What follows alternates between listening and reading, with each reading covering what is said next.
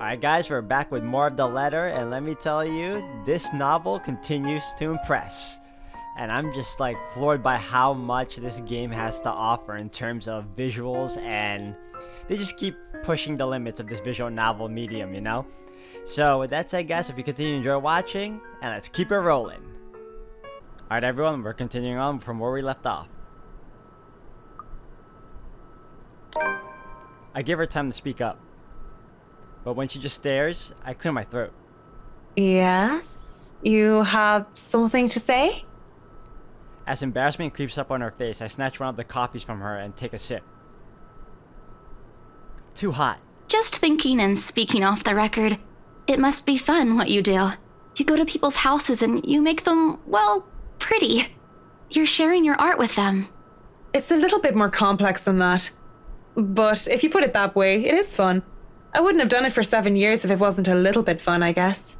These big clients always have paintings in their homes. Do you have a supplier for art pieces? I didn't expect to hear such a question from her, seeing how well she handled herself yesterday. I didn't doubt then why she was assigned to an important sale like the Ermengarde mansion despite the little accident she had. Now she just looks too young, too nervous, and unsure of herself, although her enthusiasm makes up for that in spades. In fact, I wouldn't have believed it if she had introduced herself the way she is at the moment.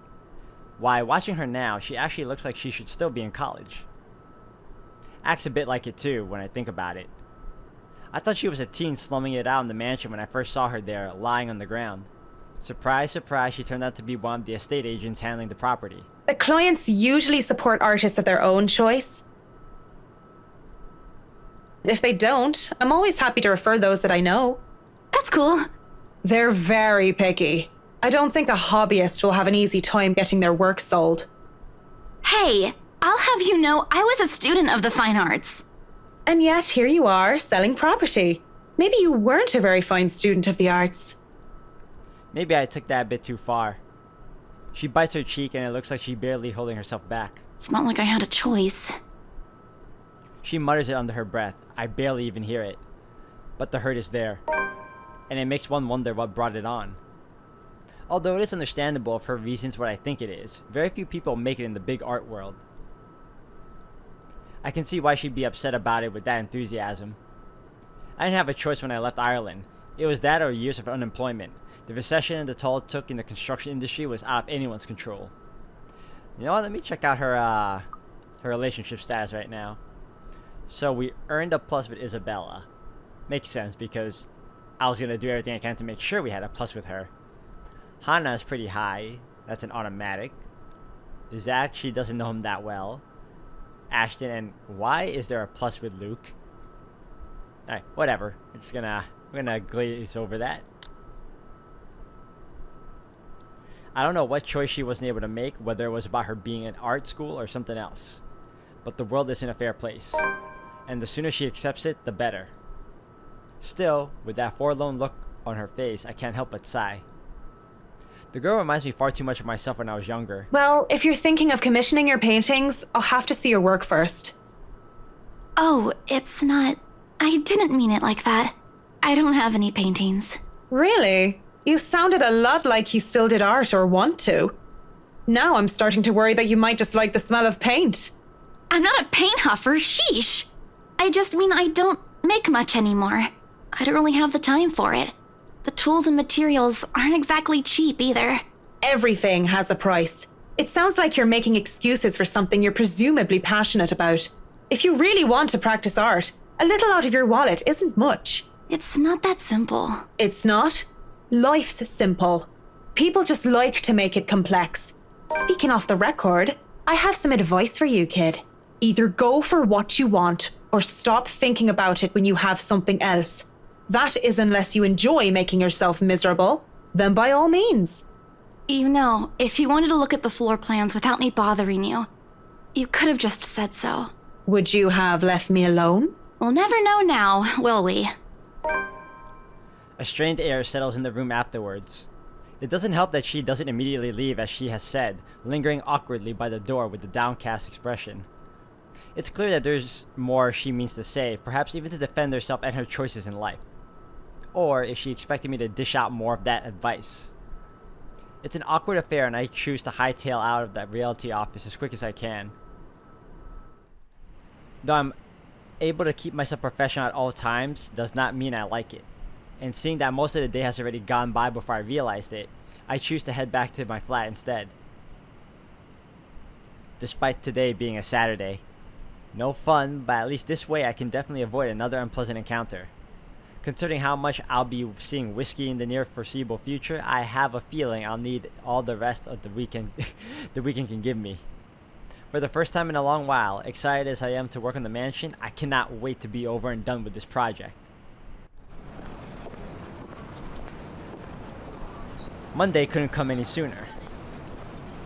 After taking the floor plans from Miss Santos the day before the last, I spent most of my Sunday drawing up plans and calling in my suppliers. Although no design choices have been made yet, I'm quite sure that they'd want high-end appliances, the most expensive materials, and the most pretentious everything. They usually did, these rich types, based from experience at least. Given how badly this whole thing started, it wouldn't hurt to be prepared.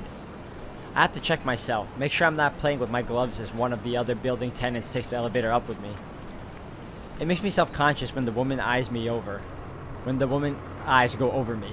And I'm sure she was going to point out some perceived flaw in my physical appearance. But I'm safe from being paranoid when they went off a few floors later. Still, the ride up to my floor is nerve-wracking. The Wrights lived at the very top, the penthouse, the creme de la creme, when it comes to condominium and urban living. Just getting access to the place is an ordeal of its own. I had to jump so many hoops, so many security checks just to secure a key card. Not only because of building management, but because of the Wrights' personal security.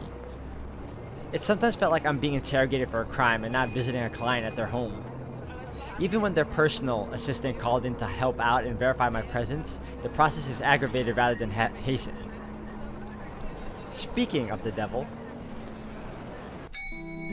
the elevator doors open and I'm greeted by none other than Whiskey's not-so-little lackey. I do apologize if I kept Mr. and Mrs. Wright waiting. But I'm here now and I'm ready, so if I may, where are they? They've just woken up, but they should be down soon. I'm surprised to see you made it through security. And only 5 minutes late.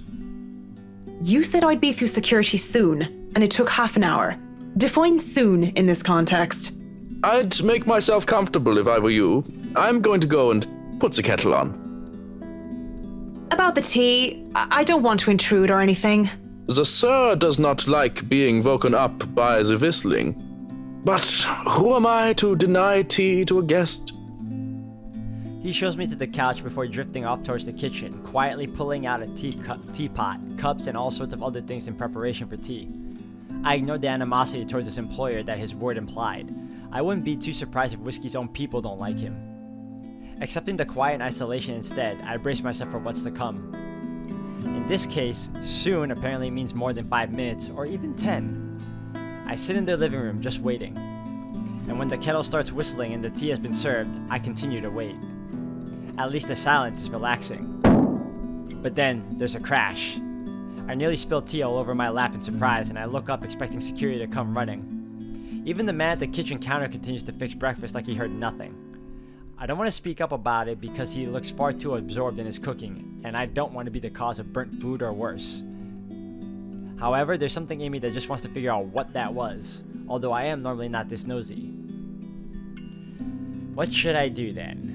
Now that is a good question. Do I want to check out the sound or do I want to continue waiting? This one actually doesn't. I could be wrong. In fact, it could be tricking me. This actually doesn't come off like some sort of supernatural or paranormal thing going on. But as usual, to be on the safe side, I don't know why I'm saying safe because I'm only gonna pick one choice and go through with it. Okay. I could be patient and continue waiting, or I could check out the sound. Then again, I think, realistically speaking, you wouldn't really want to go out of your way to check out what that sound is unless it was like a very loud, obnoxious one that like would, I guess, grab the attention of many others. But it seems like everyone else is used to it. So I'm going to continue waiting. I have no business with it. These rich people usually value their privacy above all else, after all. Unless, of course, they're posting pictures on social media, bragging about what good people they are, allowing themselves to be interviewed for some magazine. Then again, the whole reason I'm in this mess is because I don't give two about what goes on with people like them. And I'm not gonna get caught snooping about and be accused of some imagined wrongdoing. I'm not gonna be some busybody detective wannabe and run off to investigate whatever that was. It's probably just something mundane anyway, like a lamp falling over. Ooh, you know, this probably was a supernatural thing and I avoided it. Good job. I'm just gonna sit here and wait for Mrs. Wright. With my tea. In complete silence. Could I at least put the telly on? I don't really expect him to answer. If he hadn't heard the crash, I thought he would have heard me. As long as you don't watch some silly soap opera, the LBC News would be fine. The William Walker Show is on too if you prefer that. Not that I watch it, but my husband does. The remote is under the coffee table. Oh, sure. Maybe I'll be lucky and catch the doc on. I heard they're having reruns of the classics and I want to see the second meet sixth in Spain. If not, just the news then. Thank you. I'll let you get on with your cooking now. Did he just ignore the crash a while ago then? Whatever. Or, wow, I can't believe it's just hitting me now. No one could hear the crash but her. And I avoided something I probably would have spooked me. Alright, okay. Fetching the remote, I turned the TV on in the hopes of filling the silence. Trying to, anyway, because the thing won't turn on. And doesn't that make the silence more awkward or what? I know I might not be the best with tech, but I'm sure I can work a simple television remote. The batteries must be dead. Ah, crap. Please don't tell me it's gonna pop up in the television. Yeah! I knew it! I thought I avoided this. There's no escaping it, guys! What? There's blood everywhere. It says help me. Backwards. It says in red. I look at my own hands and find them clean, yet I can see my grisly reflection gaping back at me. And though there's nothing staining my skin, I can feel the sticky and warm feeling of blood dripping down my cheeks. I should be worried. Instead, I feel my attention drawn towards her. Her beautiful blonde hair, her soft lips with skin so fair and swaying hips. Really? Is that what you're seeing? Because I'm not seeing that. I want nothing more than to hold her, plant my lips on her neck, and to run my fingers through her hair. Yeah, I think we're seeing two completely different women here then. She laughs and she smiles when she looks at me, but where are her eyes? Temptation is gone in an instant and I recoil, horrified at this reflection I'm seeing. Only to back into something, or rather someone. Mrs. Wright stands there, twirling a lock of her blonde hair, a soft smile on her lips, and a hand on her hip. I almost back away, but I ground and remind myself that this is my client. And whatever I just saw, well, it wouldn't be too far-fetched to say that perhaps I'm going a bit daft. It would be preferable, of course, to think it was all the trick of the light or the makings of an overactive imagination. Good morning, Mrs. Wright. I'm sorry, I didn't see you. Have you been standing there long? No, I just came down and saw you were having a hard time with the telly. We must have forgotten to change the batteries. Are you all right, dear? You're looking a bit pale. Haven't you had breakfast yet? No, I'm fine. I had breakfast already, Mrs. Wright. I just need... Well then, you mustn't have had enough breakfast. I'm all for a good diet, but that's the most important meal of the day. Johans is cooking up pancakes. Pancakes will make anyone feel better, he always says. We can sit down and tuck in. You'll feel right as rain once we get some fluffy, syrupy goodness in you. And are you sure you're fine, Marianne? You're shaking. Looking down at my hands, I can see them trembling. Really? Just because she looks so much like her, I'm becoming a damn train wreck? I've been seeing her in my dreams and hearing her voice ever since I met Mrs. Wright at the mansion. With so many blondes in the world, what was different with her? I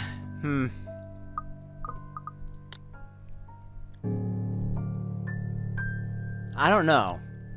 I mean, they're essentially the same thing. One would make Hana worried, and the other will make her curious. You know what? I'm not gonna let her feel worried about me. I may as well just have her be curious. I just remembered something, that's all. It's nothing to worry about. Alright, let's see what happened here. Oh, good. We added more to our relationship with her. Perfect. Are you sure? I am all ears if there is something bothering you. I don't mind a good story, and I don't want it to affect your work performance. Gossipy wagon, isn't she? She should just leave you alone. It's not like you need her. What was that? You don't have to worry about that, Mrs. Wright. I say business stays business, and anything else can stay in the doghouse until I'm done with work. Was that, like, from her past, or was that an actual voice talking to her just now? I just have to bear through it, don't I? If I tell her that I'm hearing voices, that'd be a fast track straight to the nut house. Okay, so it is something she's hearing now. What else can I do? Saint Difna, help me lest I become like her father Damon, insane at the thought of a lost love and mad in pursuit of another. Shall we talk about your work then? If you'd like. It's on your time, after all. I've been told many good things about you, and I've seen some of your work before. Others speak very highly of your work etiquette. Yet I've never heard of you before. Not even a whisper of the McCullough name. Well, I've only been in Luxbourne for 4 years. Tried to make it big in London for nearly 3 years before. And I've only been working these high-quality projects for the past year. I stick straight to the point. It's best to be brief when talking to clients, after all. Keep it clean cut as much as possible. Yet at the same time, I have to make it engaging so it doesn't look like I don't want to talk to them. I imagine it hasn't been easy. I can't see why you've moved from London to Luxbourne, though. Job vacancies were fewer at the time, and I had a lot of competition in London. Let's not even talk about the living costs there. But I'm glad I moved here, even if it hadn't been smooth sailing. If I had it easy, I probably wouldn't be working projects like these. Why even bother explaining to her? She won't understand. She's practically born with a silver spoon in her mouth. Is that her inner voice? Her, what do you call? The more honest, truthful side to her? A bit aggressive, if anything. The woman could probably snap her fingers and have servants attending to her beck and call. She does look the part of a spoiled heiress, doesn't she? It would be a relief if she's just that. Something that's different from Mrs. Wright and her. Before she can get another word in, words that may have proven me wrong or right, she looks up at the loft with a fond expression on her face. With just a simple glance, she can put in so much love that I feel a tad bit jealous of whoever holds it. Good morning, Luke, darling. Good morning, ladies. What a wonderful morning it is, that I wake up to such a beautiful sight. I get sick every time. I do hope you two are getting along. Look at that, you hear that sing-song voice? Getting along. I smell pancakes. I do hope you two are considering a diet just so I can have them all to myself. Don't be a pig, Luke.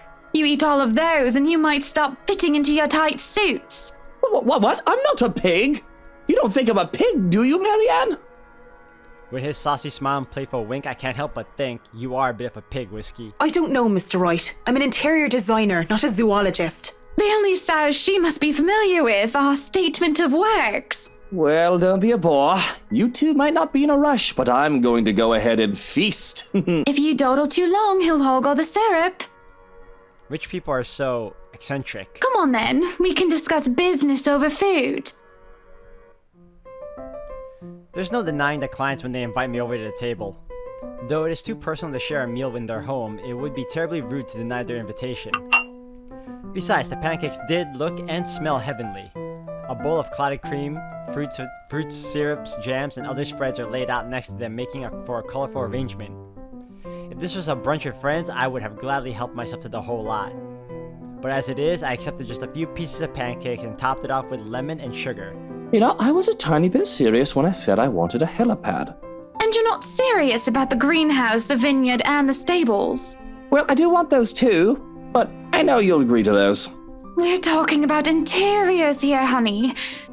You don't handle exterior designs, and whatever handles those sorts of projects do you, Marianne? I'm able, actually, and willing to take a project of that nature. I was an architect in Ireland before. Of course, that's another contract entirely. I also suggest we finish the house itself before working on any additions to the rest of the property. There won't be any problems about ownership this time, will there?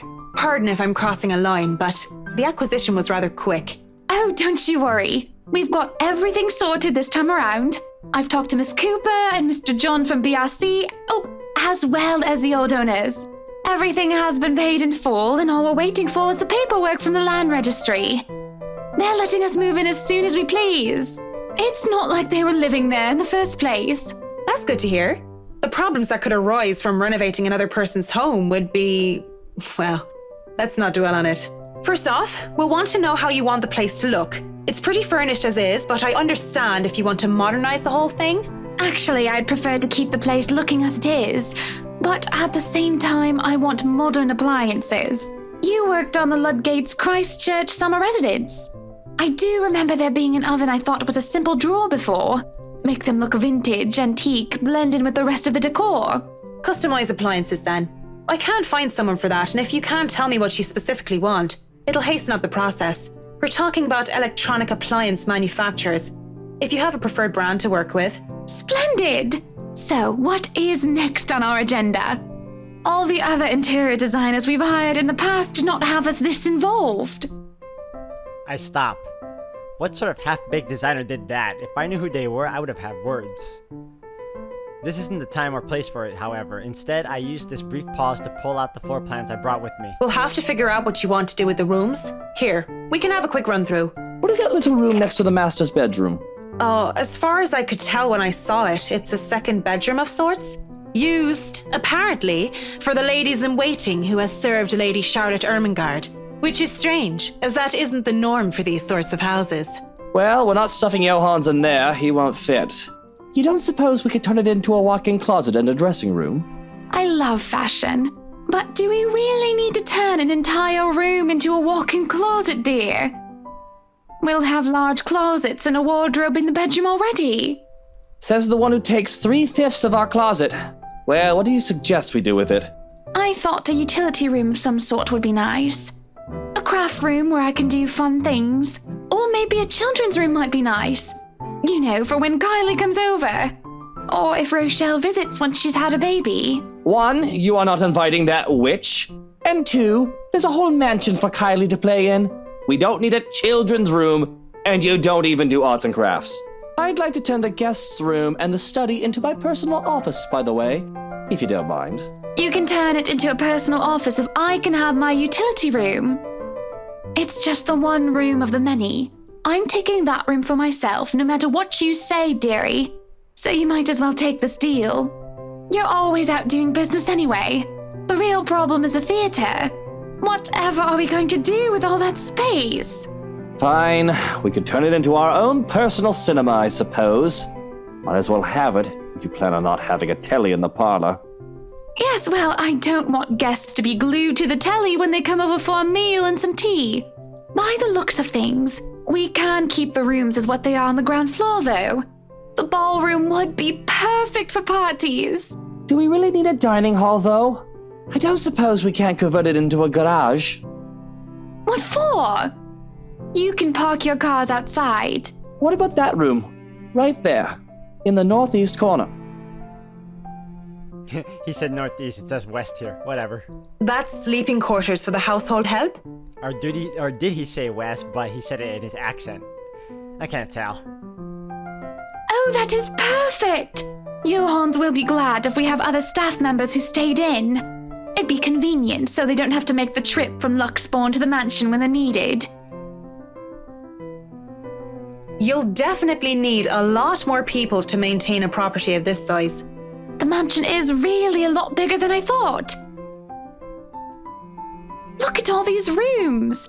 I didn't even know there was a music room next to the parlor because of what happened. There was a grand piano in there too, when we checked during the tour. Did you hear that, Luke? Maybe you can take up playing the piano again. Oh, you should have seen him when we were younger, Marianne. It's not like I was very good with the thing. Oh, hush you. You were no Mozart, but I loved hearing you play nonetheless. He'd come over to my home and he'd play such fun tunes. He'd sing too and I'd dance and it was just... Mr. Wright playing the piano? I can't imagine it. but the earnest way in which Miss Wright said so told otherwise. Anyway, what do you think of these plans, Marianne? Are we not even going to consider one of my requests? Not even just a closet or just a garage? Garage. It's just funny. I like that though. Now, that isn't fair, is it? You're not the only one who's going to be living here. I hardly see how that's unfair. I told you you're getting your office and your theater, the greenhouse, the vineyard, and the stables.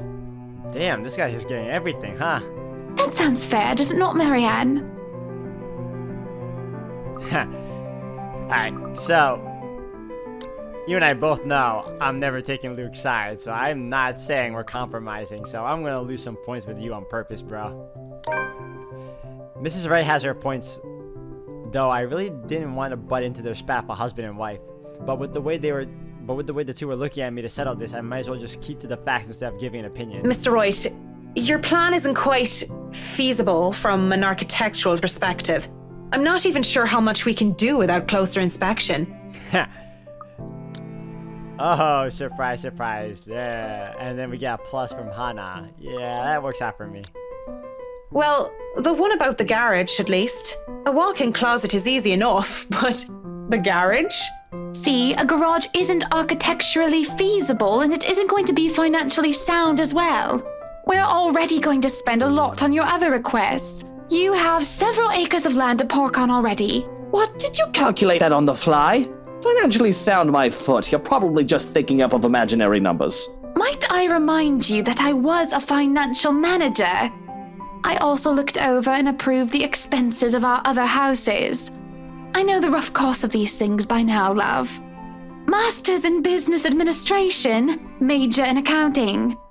Sometimes I think you forget that I'm not as dumb as I act. That catches my attention more than anything. It sounds more unbelievable than Whiskey playing the piano. She really didn't seem like the type. Business administration and accounting? What university? Luxborn U, of course. Go Lux Dragons, red and gold. Excuse me, how about we move on this chit-chat ahead and do whatever else needs to be done sometime today? I had to cancel my appointments for this, you know. Oh no, poor you. Appointments to what? Another alcoholic meeting? We might as well do a proper inspection with the designer this time, just to get it out of the way. Yes, no time like the present. You want a thorough inspection? Might as well do it now. We actually took another look at the property yesterday, though it was brief. But I'm sure you would want to see it yourself, to spot anything we might have missed. It's not like I have much of a choice, do I? Running to Ermengarde Mansion in their rice is an awkward affair. Not only am I worried about scuffing the expensive leather seats, but I'm also worried about getting in the middle of another couple spat. With the tension thick in the air, I can feel them staring at each other anytime. Starting at each other anytime. Nobody's saying anything. Up until Mr. Wright tells his valet to turn the damn radio off. And for a moment, I think that he might start. But instead, he just stays quiet, and so do the rest of us. In the end, the sufferable silence stays. I never have been so glad to see a house. Wow, you haven't been in this house, have you, for that long? Stepping out of the car and up to the mansion meant the end of an uncomfortable ride, and I can finally take a deep breath of fresh air. The beauty of the place never fails to make me gaze in wonder every time I see it as well.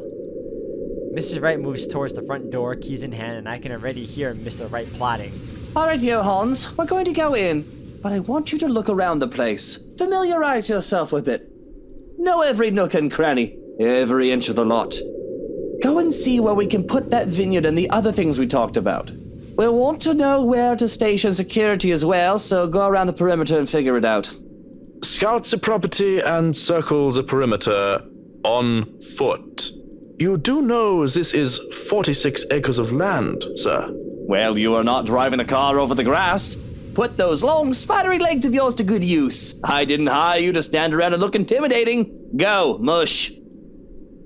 Someday I'd like to ask how Johannes can even stand and tolerate the man. Why doesn't he just quit? Certainly the pay can't be that good.